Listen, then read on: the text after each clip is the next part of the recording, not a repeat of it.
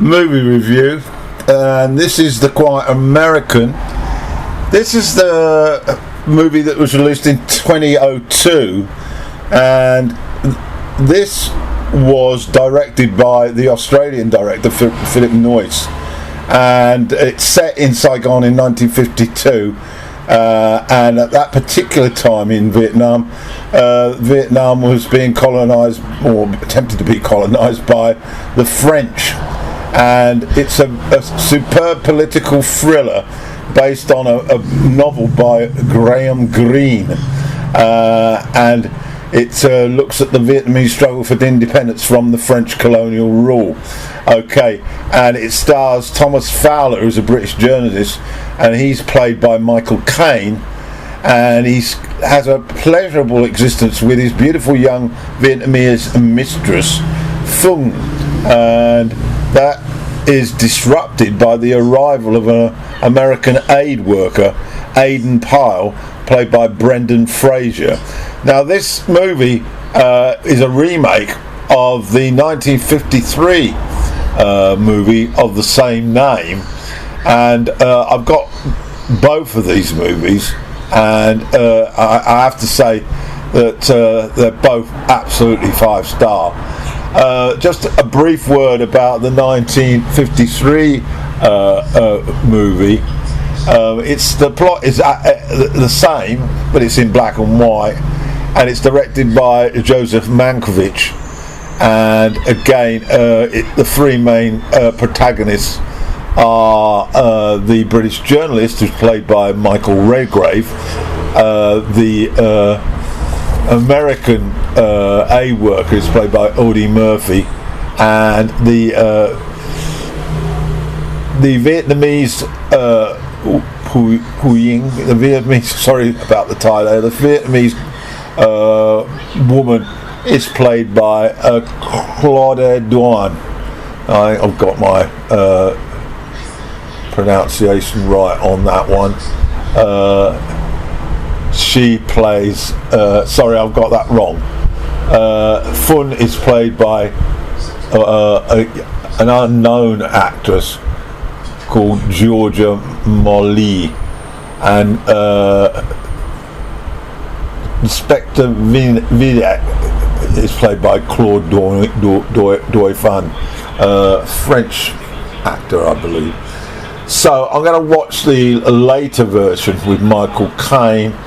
I have seen this before, but it's a multitude of time back in the future, back in the past. Sorry, and there's my take on it. The opening narrative, I think, puts this film into the context. I don't know what made me fall in love with Vietnam, and then Caine references her voice drugged me in reference to his Vietnamese girlfriend. Yeah, this encapsulates really this fascination that men particularly have for Asian women as partners, their delicacy, their addictive qualities, and of course Southeast Asia is in considerable contrast. Well, it certainly was. It's perhaps somewhat diluted now, but it was in complete contrast to life in the West, and that's how I viewed it when I arrived in 1993, just over 30 years ago.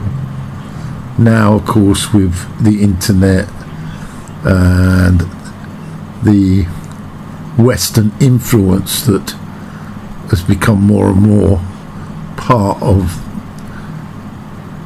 the way of life here for the affluent, the self-assured, the well-educated, you really need to recapture that old phase, the initial attraction, by really tracking down the places where the what I would consider to be the poor, the working class, how they live their lives. For many, their life is dictated by getting sufficient money today to meet my needs today, and they need to live in family groups really to survive. They are unable to branch out on their own because they have insufficient funds from work to be able to pay for accommodation, food, and all those aspects. They do so by collectively living together in very small sort of circumstances, and I'm watching, as I say, this movie to get a glimpse again of what it was like, and of course to watch the tremendous talent of Sir Michael Caine. The opening frames, we see Caine's character at the police station.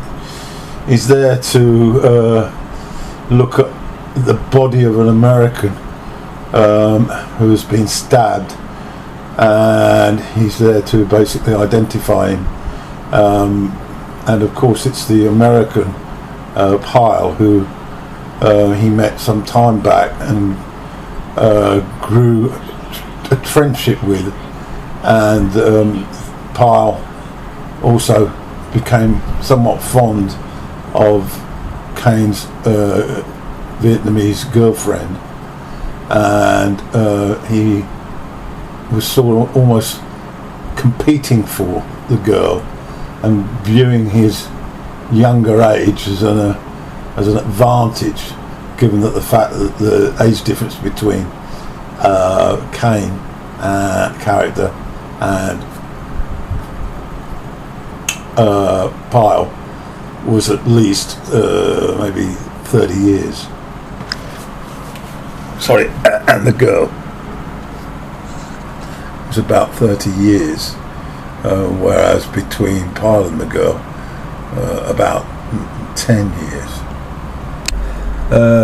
I'll refer to the character names now so that we can become familiar with them. Thomas Fowler, played by Caine.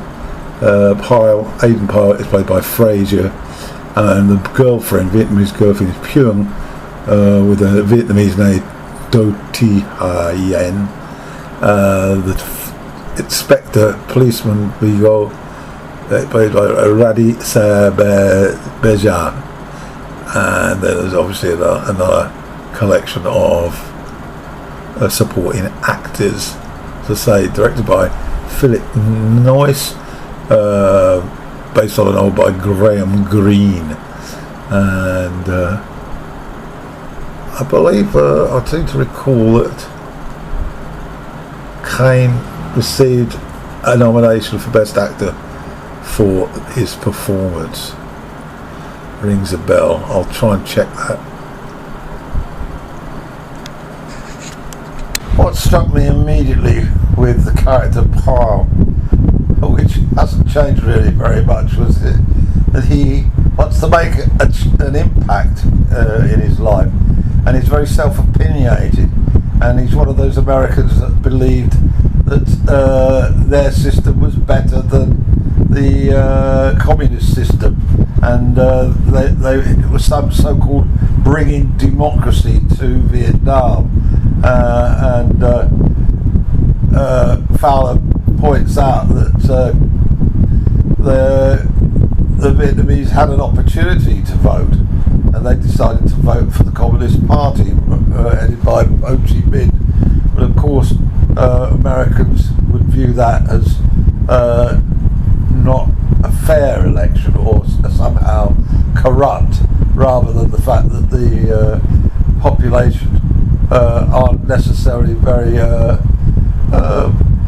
impressed by the American style of life, the American system, and there is a political edge to this, and even though it's set in the early 1950s, we're 70 years on, and it appears that nothing's changed, apart from the fact that the American tentacles, of course, are spread even further across the globe with their sort of puppeteers running the show to a lesser extent in South Korea, although Vietnam they have managed to recover a little bit since the war, but they're hardly welcome with open arms, even at this stage, by the Vietnamese. They will never forget what happened, the thousands who lost their lives courtesy of the American bombing campaign. Anyway, I mustn't get too political. I like the slick dialogue between Pyle and Fowler. And Fowler receives a cable, yes, cables, from his London office, suggesting that they may well recall him because of the lack of stories that he's been sending them. Of course, he's a journalist, correspondent, call it what you will.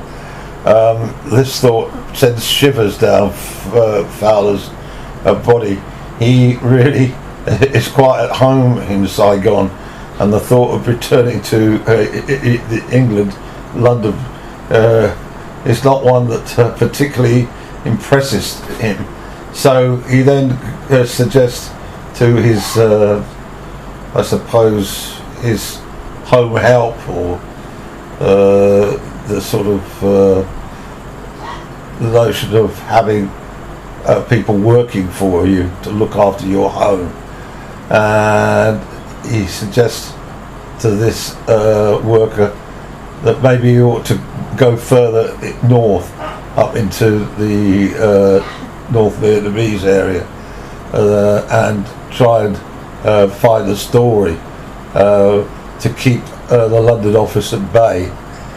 He clearly don't want to go back. Shortly after having made their acquaintances, Fowler and Fong go along to a sort of dinner party for, I guess, all sort of expats in the government services.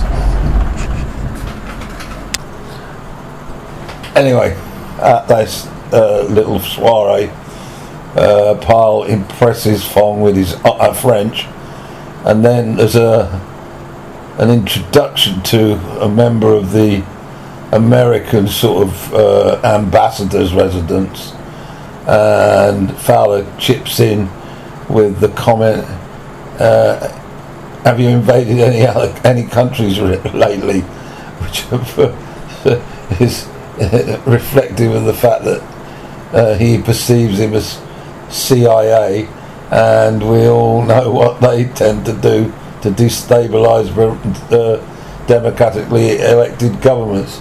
So it's very much, nothing's changed. We get a glance of nightlife in Saigon.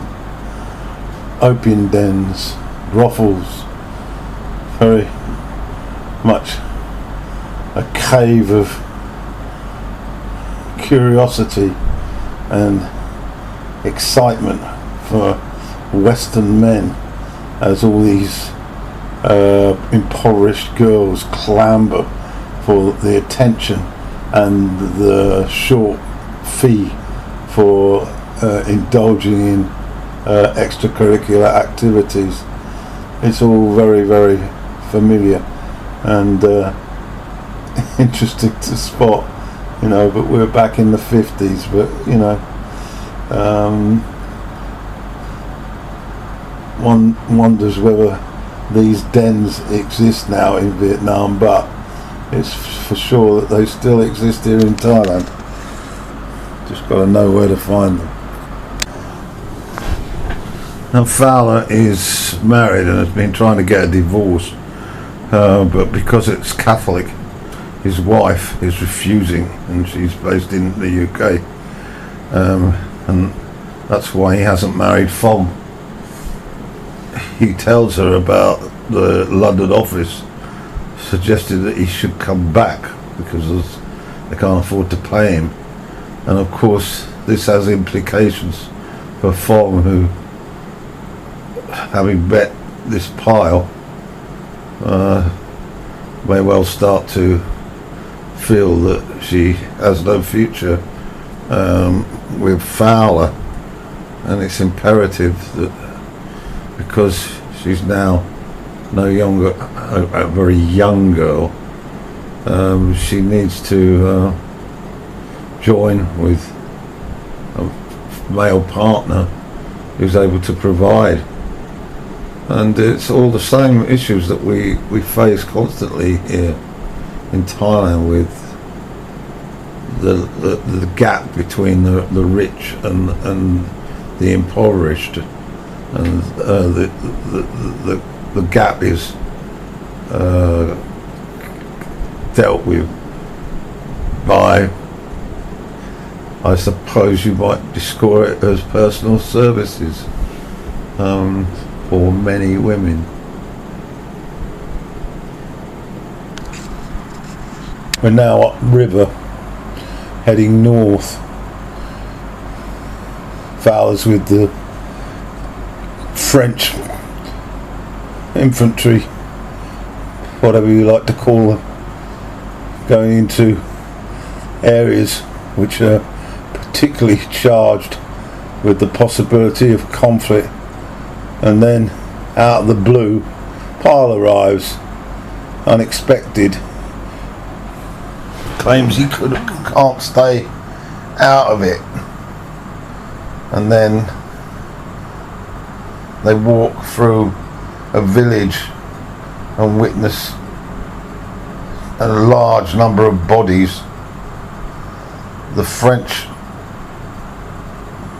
sergeant, I guess, pinpoints that it can't be his men.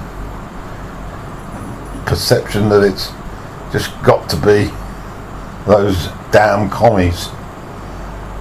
However, Fowler, who's very wise, says more or less to us, the audience, that this type of slaughter is not seen by the communist rebels slaughtering their own people. And then we get the first hint of a false flag to try and justify trying to change these people, trying to be there. It's interesting the similarities in tactics to try and get public opinion on your side. Of course, although it's not said, it's inferred that Fowler thinks it's CIA. Familiar ring to that. A heart-to-heart or something similar. Pyle lays some cards on the table, implying that he's fallen for Fong, but he isn't going to do anything until he discusses it with Fowler, and clearly Fowler is showing restraint, but is acutely aware that this American may well be trying to steal his woman. We then go back to Saigon. Fowler's got his story, a massacre he's witnessed, so that's going to be sent off to London, which should cool their idea of withdrawing him. But on more personal business, that's to come. We then get the triangular meet, where Pyle confesses his love for Pong, and agitated Fowler basically precipitates what inevitable conflict about who can offer more to the girl. Typical, really, well, not typical, but in view of this narration, it brings out strikingly how the American assumes that he is a better catch than Fowler. Well, that's my interpretation anyway. And Fowler, of course, is fairly impatient with Americans. He's got his view of America, and it's hardly positive. On the political front, a third party appears to emerge, a rebel sort of general who basically doesn't court any support with the French, and he's just as objectionable about the communists. Fowler then feels that he could get a good story, so he goes out to try and get an interview with him. Comes across Pyle, who's there with his medical aid people, and the Q&A that takes place is quite amusing in part. But of course, he's a journalist. The movie delivers some very emotionally charged scenes. It's of course the competition for the love of this Vietnamese woman. We also see Caine in his role as Fowler being extremely emotional at one point. I won't deliver all the plot details, but I'm sure you can sort of interpret it for yourself. But the movie, has on the one side the political aspect to it, and then on the other side is this desire to be with someone you love, and that sort of becomes paramount against the backdrop of possibly not having enough work, possibly having to relocate. It's fine writing, of course, by Graham Greene, who was renowned for his political views. Fowler, of course, unearths, after a vicious car bomb which kills about 30 odd Vietnamese, Fowler unearths some information implicating Pyle linked with American CIA supplying this General Tay with explosives to enable bombs to be set off and point the finger at communists. This is a typical weapon, of course, that the CIA use to point the finger at a political group that they don't want around, and they're prepared to commit atrocities, but convince the population that the atrocities are being committed by this political side that they don't want to gain popularity with the people. So this sort of medical aid volunteer is basically a pretense, and Pyle is working for the CIA. What bigger lie could there be than that in comparison to the lie that Fowler generated by pretending that he could get a divorce? Fowler's employee as such is sympathetic to the communists, and he passes on information, and he implicates Pyle in the bombing that killed all those innocent people. He's now trying to encourage Fowler to set up a situation where they can carry out retribution on Pyle.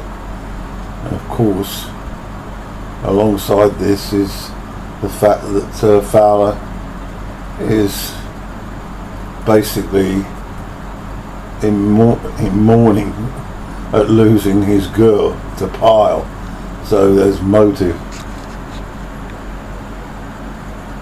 There we are, I've told you the plot now. The acting's superb though. Just before the final credits, we see an array of newspaper cuttings which basically trace how the war shifted from one with France to one with America supporting the South Vietnamese, and that's scope for another set of movies. Anyway, it's a very, very good movie. I recommend it.